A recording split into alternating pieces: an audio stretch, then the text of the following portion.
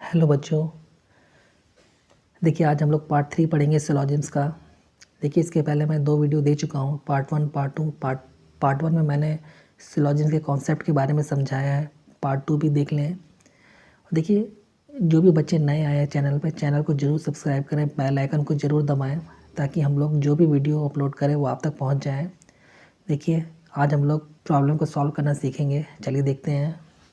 देखिए ये हमारा स्टेटमेंट दिया हुआ है, ये हमारा कंक्लूजन दिया है। चलिए इसको सॉल्व करते हैं। देखिए सम रैट्स आर कैट्स लिखा है। देखिए वाक्य में सम लगा है, वाक्य पॉजिटिव है, तो हमारा कौन सा टाइप बनेगा? आई टाइप बनेगा। चलिए इसके डायग्राम को बनाते हैं। मैंने आपको बताया है सम का डायग्राम्स कैसे बनता है। देखिए यहाँ पे लिखा हुआ है सम रैट्स आर कैट्स।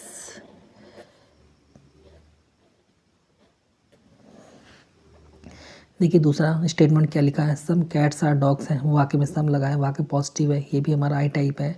कैट्स हमारे डॉग्स हैं कुछ, ये हमने बना लिया इसका डायग्राम, डॉग्स हो गया। फिर तीसरा देखिए क्या लिखा है, नो डॉग इज़ काव है। देखिए वाक्य में कोई के साथ नहीं लगा हुआ है तो ई टाइप होगा। जब डॉग कभी काव नहीं होगा तो काव भी कभी डॉग नहीं होगा। चलिए इसका डायग्राम्स बनाते हैं। देखिए नो डॉग इज़ काव।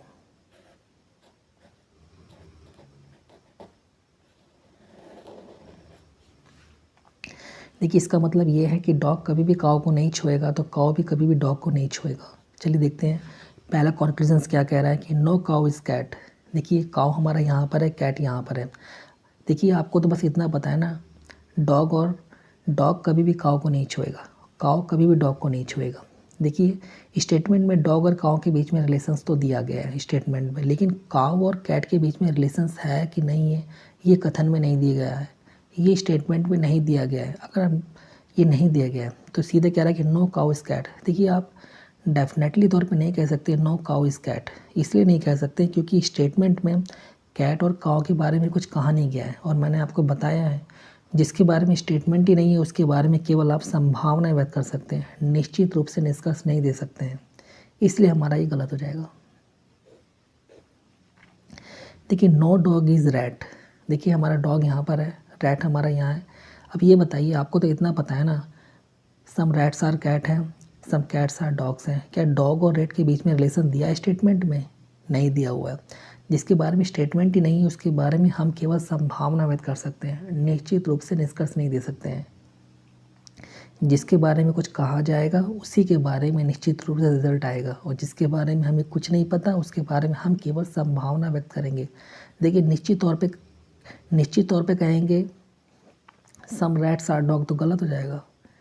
निश्चित तौर पे कहेंगे सम डैग्स आर रॉट तो ये भी गलत हो जाएगा। क्या कह रहा है कि नो डॉग इज़ रैट, तो हम लोग निश्चित तौर पे नहीं कह सकते क्योंकि स्टेटमेंट में इसके बारे में कुछ नहीं दिया है, ये भी गलत हो गया। Some cats are rats. देखिए हमारा कैट यहाँ पर, रैट यहाँ पे, बिल्कुल सही बात है। देखिए सम रैट्स आर कैट हैं, कैट्स आर रैट हैं, क्योंकि ये वाकई में सम का डायग्राम है। जब कुछ कैट रैट होंगे तो कुछ रैट भी कैट होंगे, बिल्कुल सही बात है। ये हमारा ट्रू है। अब देखिए क्या आयदर और की कंडीशंस तो नहीं बननी, हम लोग देखते हैं। देखिए यहाँ पे सबसे पहले मैंने आपको बताया था आपका सब्जेक्ट प्रेडिकेट कॉमन होना चाहिए। देखते हैं यहाँ पे काव कैट है, यहाँ पे डॉग कैट है, रैट है, तो ये अलग हो गया। तो यहाँ पे आयदर का केस तो बनेगा ही नहीं क्योंकि हमारे कॉमन ही नहीं मिला। चलिए नेक्स्ट क्वेश्चन देखते हैं हम लोग।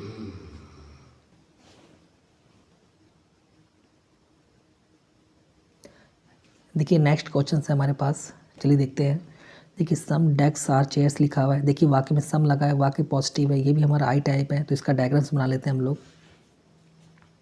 देखिए ये हमारा डेस्क हो गया, ये हमारा चेयर्स हो गया। देखिए कह रहा है कि सम चेयर्स आर सीट। देखिए वाक्य में सम लगा है, वाक्य पॉजिटिव है, ये भी हमारा आई टाइप है। सम चेयर्स हमारा चेयर्स आर सीट्स है, ये भी देखिए हमारा डायग्राम्स बन गया इस तरह से। कह रहा है कि no seat is a table. देखिए वाक्य में कोई के साथ नहीं लगा हुआ है, ई टाइप है। जब सीट कभी टेबल नहीं होगा तो टेबल भी कभी सीट नहीं होगा। चलिए ये भी बना लेते हैं हम लोग।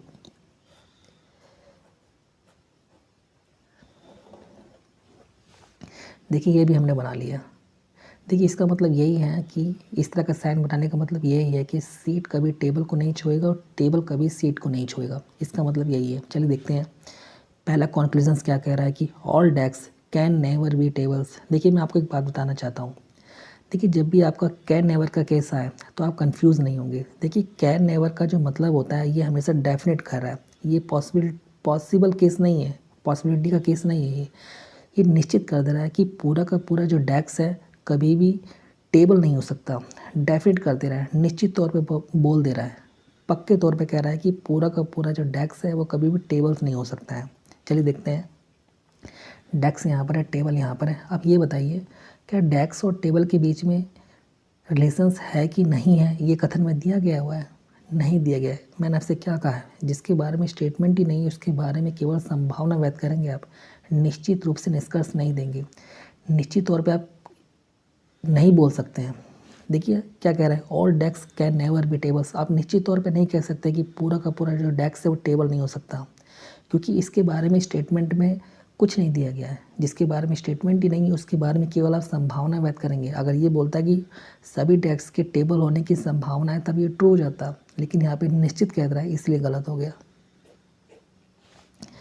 देखिए दूसरा कॉन्क्लूजन देखते हैं हम लोग। Some chairs are definitely not tables. कह रहा है कुछ चेयर्स जो है टेबल्स नहीं है। देखिए डेफिनेटली जब भी आ रहा है आप कंफ्यूज नहीं होंगे, इसका कोई मतलब नहीं है, बस इतना कह रहा है कि कुछ चेयर्स जो है टेबल्स नहीं होंगे, बस इतना मतलब है इसका। देखिए चेयर्स, हाँ चेयर्स यहाँ पर है, टेबल यहाँ पर है, बिल्कुल सही बात है। देखिए सीट कभी टेबल को नहीं छुएगा, मेरी बात समझिए, सीट कभी टेबल को नहीं छुएगा, टेबल कभी सीट को नहीं छुएगा, लेकिन चेयर का जो कुछ हिस्सा सीट में चला गया, ये वाला देखिए, यहाँ समझिए बात को। देखिए चेयर का कुछ हिस्सा सीट में चला गया है और सीट कभी टेबल को नहीं छुएगा, तो जो हिस्सा इसमें चला गया है, यहाँ पर सीट में चला गया है, वो कभी टेबल को नहीं छू पाएगा। ये बात एकदम सही कह रहा है ये। Some chairs are definitely not table. सही बात है, चेयर का जो हिस्सा जो सीट में चला गया है वो कभी टेबल को नहीं छुएगा, एकदम सही बात कह रहा है, ये हमारा ट्रू है। देखिए मैं आशा करता हूँ आप लोगों को समझ में आ रहा होगा। चलिए हम लोग तीसरा क्वेश्चन देखते हैं। देखिए हमारे पास तीसरा क्वेश्चन है, ऑल रूट्स आर वेज। पूरा का पूरा रूट्स हमारा वेज है। देखिए वाक्य में और लगा है, वाक्य पॉजिटिव है तो ए टाइप होगा। तो हम लोग पता है हम लोग ऑल का डायग्राम्स कैसे बनाते हैं। देखिए पूरा का पूरा जो रूट्स है हमारा वेज है।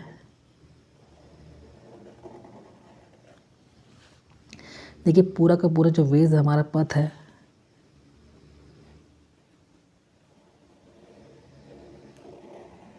बना दिया। तो कह रहा है कि सम वेज आर ब्रिज है।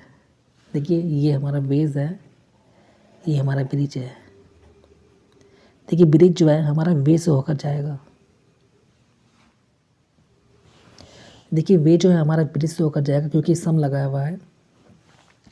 ये देखिए हमारा डायग्राम्स बन गया है, वैन डायग्राम। हम लोग देखते हैं क्वेश्चन की तरफ। देखिए at least some birds are root. देखिए एटलीस्ट का कोई मतलब नहीं होता, ये केवल आपको कंफ्यूज करने के लिए आता है, इसका कोई मतलब नहीं है, इसको हटा सकते हैं आप। सम ब्रिड्स आर रूट देखते हैं हम लोग। देखिए ब्रिज हमारा यहाँ पर है, रूट यहाँ पर है, रूट हमारा यहाँ पर है। अब ये बताइए क्या ब्रिज और रूट के बारे में स्टेटमेंट में कुछ कहा गया है? क्या ब्रिज और रूट के बीच में रिलेशंस है कि नहीं है, ये कथन में दिया गया है? देखिए जिसके बारे में स्टेटमेंट ही नहीं है उसके बारे में केवल आप संभावना व्यक्त करेंगे, निश्चित रूप से निष्कर्ष नहीं दे सकते। देखिए क्या रूट्स और ब्रिज के बारे में स्टेटमेंट में कुछ कहा गया है? नहीं कहा गया है ना, तो हम लोग निश्चित तौर पे नहीं कह सकते सम ब्रिड्स आर रूट। देखिए ये हमारा गलत हो जाएगा। देखिए all roots being bridge is a possibility. देखिए सभी रूट्स के ब्रिज होने की संभावना है। देखिए मैंने आपसे क्या कहा था, देखिए रूट और ब्रिज के बीच में स्टेटमेंट में कुछ नहीं दिया गया है, और मैंने आपसे कहा था जिसके बारे में स्टेटमेंट नहीं है उसके बारे में हम केवल संभावना व्यक्त करें।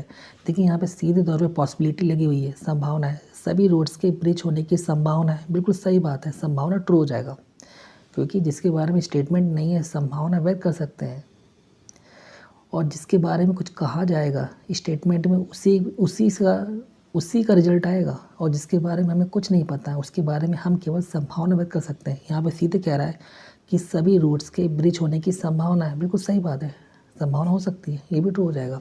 चलिए नेक्स्ट क्वेश्चन देखते हैं।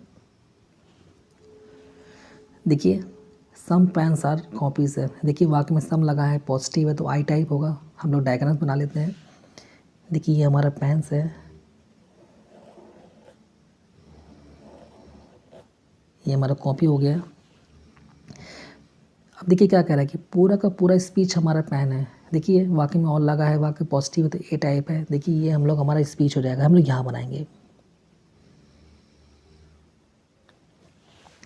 देखिए एक बात आप लोग ध्यान देंगे, देखिए जितना कहेगा आप उतना ही बनाना है आपको। अब ये नहीं कि आप लोग इसके बीच में बना दें, क्योंकि ये कह रहा है कि पूरा का पूरा स्पीच हमारा पेन है। इतना आप लोग ध्यान देंगे, जितना बोलेगा बस उतना ही काम करना है बस। तेरी कॉन्क्लूजन देखते हैं। ऑल स्पीच आर कॉपीज़, पूरा का पूरा स्पीच हमारा कॉपी है। देखिए क्या आपको स्पीच और कॉपी के बारे में कुछ रिलेशंस है कि नहीं है, ये कथन में दिया गया है? नहीं दिया गया है, क्योंकि स्पीच और कॉपी के बीच में रिलेशंस है कि नहीं है ये इसके देखिए हमारे पास निश्चित रूप से कोई जानकारी नहीं है। जिसके बारे में स्टेटमेंट ही नहीं है उसके बारे में हम केवल संभावना व्यक्त करेंगे। देखिए ऑल स्पीच आर कॉपीज़, आप लोग निश्चित तौर पे नहीं कह सकते कि पूरा का पूरा स्पीच और कॉपी है, क्योंकि हमको स्पीच और कॉपी के रिलेशंस के बारे में नहीं दिया गया स्टेटमेंट में। ये गलत है। देखिए some speech being copy is possible, कुछ स्पीच के कॉपी होने की संभावना है। देखिए स्पीच हमारा यहाँ पर है, कॉपी यहाँ पर। संभावना की बात आएगी तब तो वो ट्रू हो जाएगा। मैंने आपसे क्या कहा है, जिसके बारे में स्टेटमेंट नहीं है संभावना व्यक्त कर सकते हैं, बस निश्चित रूप से निष्कर्ष नहीं दे सकते हैं। संभावना कह रहा है तो ट्रू हो जाएगा।